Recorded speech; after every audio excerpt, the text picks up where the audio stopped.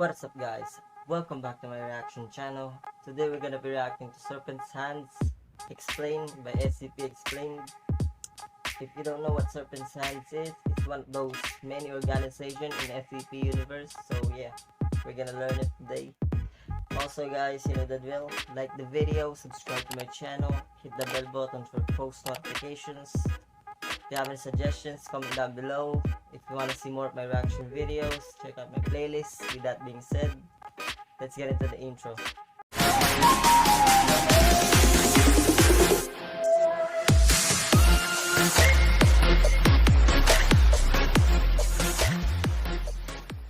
Nowhere is more secure than an SCP Foundation facility.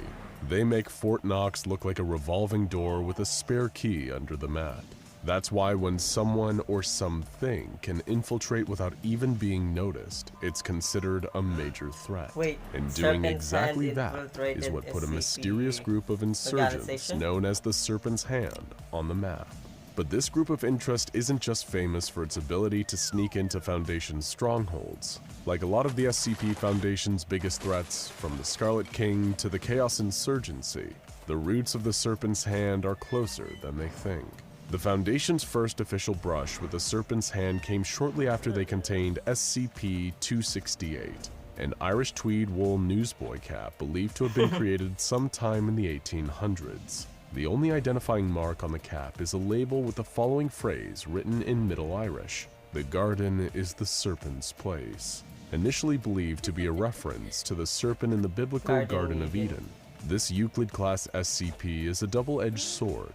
It gives the user a useful supernatural ability at a terrifying supernatural cost. Anyone wearing the cap appears so utterly unremarkable that nobody is able to take notice of them, and when they leave a person's general area of awareness, they're quickly forgotten. The user isn't invisible, but they might as well be. If you're a person whose line of work involves sneaking and subterfuge, or if you're just a major introvert, this sounds like a dream come true. However, like a lot of anomalies, this dream can quickly become a nightmare. If someone wears the cap repeatedly, or for too long at one time, they risk the effects of the cap becoming permanent, even when it's removed. You can become a forgotten person, impossible to notice and remember, even to those closest to you. Why anyone would want such a fate is a mystery, so it came as a surprise to the Foundation when the hat suddenly disappeared from secure containment, replaced by a note reading, "Thanks, I needed my hat back, LS." Who was this mysterious LS? And was the anomaly truly theirs prior to containment? Scientists, security officials, and administrators hoped this would be an isolated incident. Pause. Whoever stole the hat has some class in it, you know what I'm saying? He's like, yo, let me get my hat back. Thanks for taking it care for me. Thanks for doing the laundry for me. You know, you gotta get my hat back. You know what I'm saying?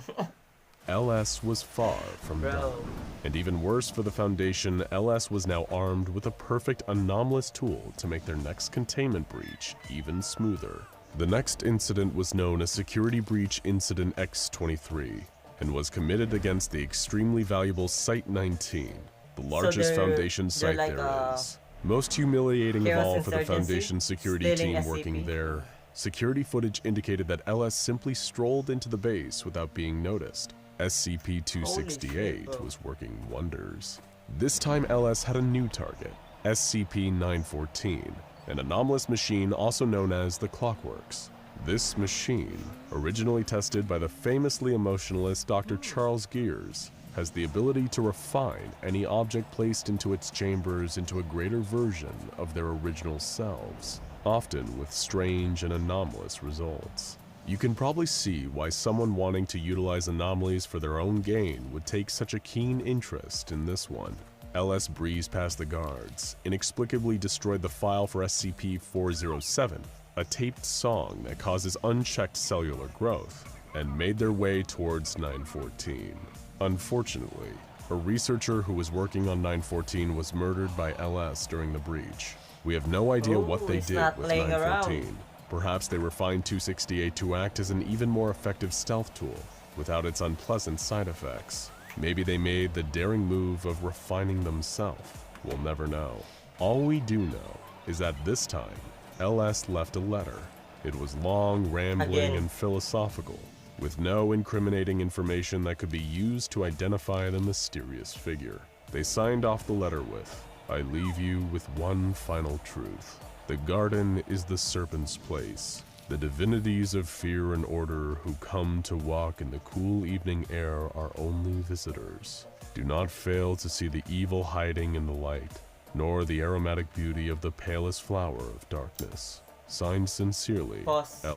See, this is a problem with this shit, you know what I'm saying, bro? I said it before in the last SCP videos, I think. Don't do that kind of writing, you know, bro. It's so vague, you know. They can understand it properly. They're gonna take long time to decipher that shit. Why don't you just go straight to the point, bro? You guys are you guys are role playing too much, you know. LS. These repeated references to the Serpent clued the Foundation in on the affiliation of this new troublemaker, a growing group of interest named the Serpent's Hand. But really, who are the Serpent's Hand? What do they want? Yeah. What is their connection to other active groups of interest, like the Chaos Insurgency and the Global Occult Coalition? And was this mysterious LS figure the leader of the group, or just another agent? These were all the questions on the minds of the Foundation's best and brightest tactical thinkers, but the answers didn't come easy. During the Serpent's Hand's investigations, the Foundation found an unlikely ally in what is usually one of their biggest opponents, the Global Occult Coalition. The GOC had dealt with the Serpent's Hand before and understood their central philosophy. Whereas the Foundation and the GOC were both committed to acting in secret and maintaining a sense of normality, the Serpent's Hand wanted the exact opposite. They wanted to destroy the secrecy around the anomalous and supernatural and reveal the existence of it all to the general public. While the Foundation and the GOC think this is crazy, the Serpent's Hand aren't just insane architects who want to unleash chaos across the world.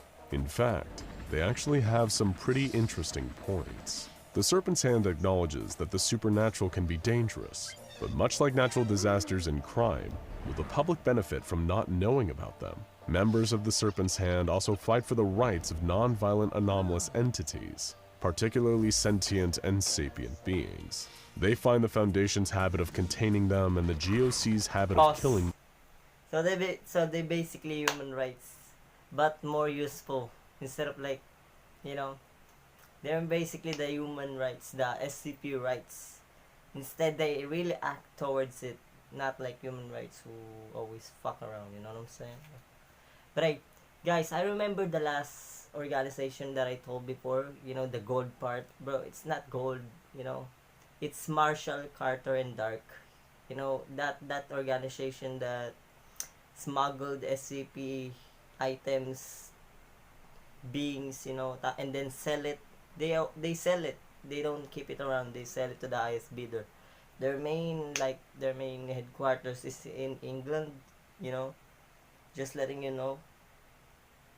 Let's get back to it. Them barbaric, and will openly use and collaborate with anomalies to further their goals. Like how LS is a keen operator of 268 for their infiltration missions. At least 177 individuals belonging to the Serpent's Hand have been identified, many of which who have actively performed raids on Foundation sites across the globe. It was a mystery to the Foundation how such a small number of members could run rings around them and seemingly be everywhere at once, until a revelation was delivered by the Global Occult Coalition. The Serpent's Hand have an informal headquarters in an anomalous location known as the Wanderer's Library, an ancient and seemingly limitless archive containing every book from every dimension in the multiverse. This location exists outside of space and time, and can be accessed through a global network of interdimensional portals known as the Ways. Like a supernatural guerrilla soldier, members of the Serpent's Hand would exit from one of the Ways, raid a Foundation or GOC site, and then escape back into another one of the Ways, using the Wanderer's Library as a safe zone. You know? The library was a convenient way to access and steal from sites worldwide with impunity, increasing their stock of anomalous items and beings each time. While performing raids and stealing anomalies feel like textbook Chaos Insurgency behavior, The Serpent's Hand have an extremely frosty relationship with the insurgency too, often seeing them as greedy, erratic, and short-sighted. The Serpent's Hand has a series of catchy nicknames for its various foes. It refers to the Foundation as the Jailers, the GOC as the Bookburners, and the Chaos Insurgency as the Madmen. The Foundation even formed a new task force known as the Bookworms, explicitly for Serpent's Hand-related missions. While the Foundation has engaged in a number of raids and skirmishes on the Serpent's Hand since their feud began, they've never been able to gather any information about who gives the orders. Only the Global Occult Coalition have been able to successfully perform a raid on the Wanderer's library, an act that was extremely difficult and costly. It also earned the GOC a spot as the Serpent's Hand's public enemy #1, a role the Foundation isn't eager to take from them. With the unlimited knowledge present in the Wanderer's library and the mysterious nature of their command structure, this group manages to be a formidable enemy for the Foundation despite its small size. What the Foundation doesn't know is that there actually is no command structure for the Serpent's Hand. They're a decentralized group of splinter cells and lone wolves acting out a philosophy rather than a specific mission. This way of working is so alien to the highly regimented structures of the Foundation and the GOC, it's no surprise that they're stumped by it. This still leaves us with one more question central to the whole mystery. If not the leader of this organization, who exactly is LS? To answer this, we must return once more to Dr. Charles Ogden Gears, the cold and robotic Foundation scientist in charge of SCP-914 research. If all the ways Dr. Gears has been described so far has made you think he wouldn't be a particularly warm and loving father, he's LS, isn't he? Absolutely right. Just ask his estranged daughter, Allison Chow. Allison never forgave Gears for abandoning her and her mother, and she now does everything she can to get revenge on him and his precious family Foundation. Drama right there. But here's the problem. The Gears of this dimension is not the only one who has a child with an axe to grind. Gears has been a deadbeat dad in a number of dimensions, so much so that these disgruntled daughters converge in the Wanderer's library to plot their revenge across dimensions together. This collective of Allison Chows, sometimes believed to just be one Allison, is known to the Crazy, bro. That's crazy. Holy shit, bro. So basically this idiot is a deadbeat dad in every single parallel universe.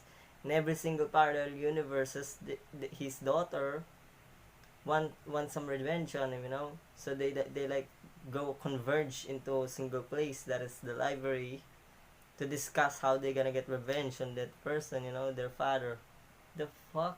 Foundation as the Black Queen. Holy shit, however, bro. they themselves more commonly refer to their daughter support group turned terrorist organization as the Little Sisters, or, if you'd prefer, the abbreviation LS. While the Serpent's Hand has no leader, the Little Sisters are some of its most devoted and dangerous warriors. They're intelligent, coordinated, and, due to their obsession with Dr. Gears, personally invested in hitting the Foundation where it hurts. After all, that's what the Serpent's Hand is all about. Striking out against the oppressors who keep a stranglehold on the truth, throwing off the chains imposed by the Foundation, and the violence visited upon anomalies by the Global Occult Coalition. If the Serpent's Hand gets their way, one day there may be a glorious world where humans and anomalies knowingly coexist. It is a nice thing to imagine, too dangerous, utopian too liability, even. so But the Foundation's greatest concern about the Serpent's Hand isn't that they're evil, it is that they're naive. While the Serpent's Hand don't wish to usher in the apocalypse, it doesn't mean they won't by complete accident. Their kindness and understanding towards anomalies may one day make them a perfect band of useful idiots for an entity with far darker intentions. And one day, they may just release something that would really be better locked away. Now go check out SCP Chaos Insurgency Explained and SCP-001, which is the real... Guys, that is amazing twist. I like the story so much. See, this is the reason why I like to read or watch SCP videos. I read SCP Foundation, you know, scripts in its website and shit. This is what I like it, because it's entertaining even though it's not real. You know what I'm saying? But hey, that's SCP, Serpent Hand Explained. Like the video guys, subscribe to my channel, hit the bell button for post notifications. If you have any suggestions, comment down below. Check out my playlist if you're interested for more reaction videos. With that being said, I'll see you soon.